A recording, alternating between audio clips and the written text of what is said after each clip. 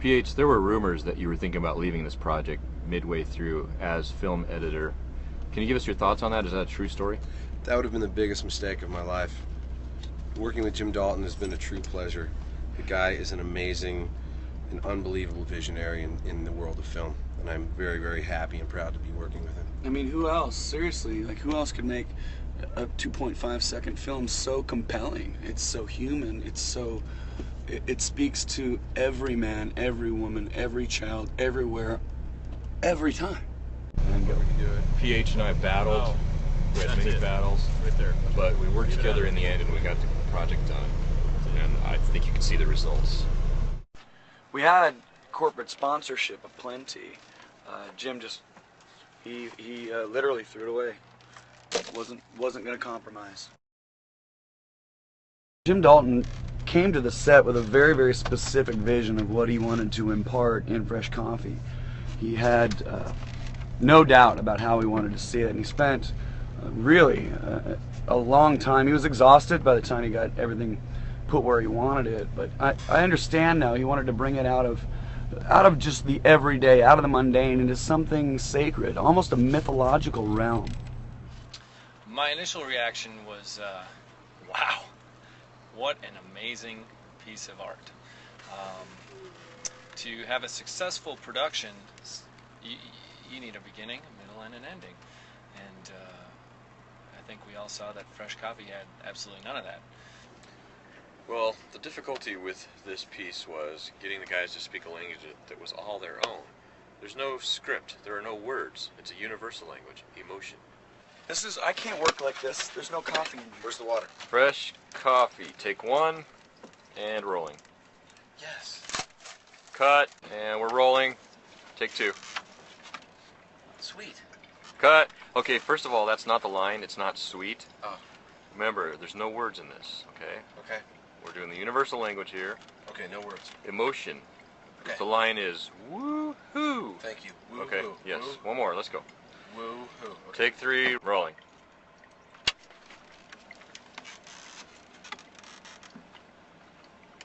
Fresh Coffee, take 26. Rolling. Rolling. Woo!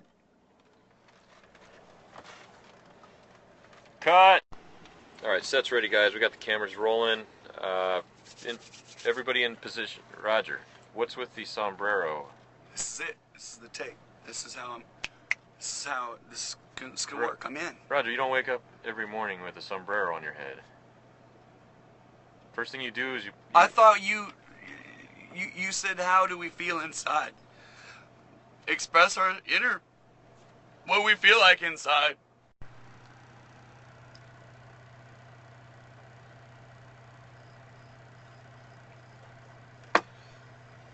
Are you asking me, was it difficult to tell Roger Klein he could not wear a sombrero? Yes, it was difficult. But I felt it was best for the film. And I don't think Roger took it too hard. To create a masterpiece like this, it's not just the actors, it's the direction of the actors. And I think we all saw what Jim Dalton had to work with. But he pushed those guys to the limit, to places they didn't think that they could go. I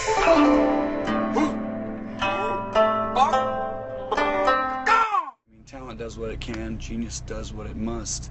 And Dalton's a genius. He brought us to places we didn't know we could go. I mean, I was totally broken down. I had to reinvent myself. But I had trust. I mean, how can you not trust a guy who has added so much to cinematic history? I mean, he's done Spaghetti Eastern, Granny Style, The Shape of a Beak. Bacon and Eggs, that was my favorite.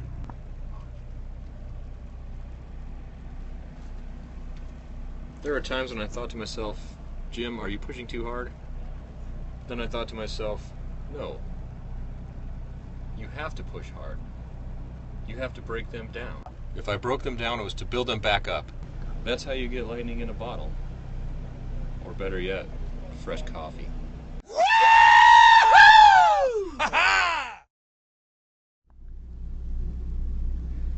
Let here with Nick Skropos, bass player of Roger Clyne and the Peacemakers.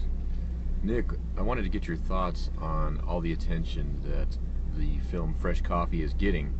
The film seems to be connecting with a lot of people. The concept behind it that fresh coffee can bring joy, happiness, emotion, and it seems to be the film is doing that for people. What are your thoughts on it? I just drank chocolate milk.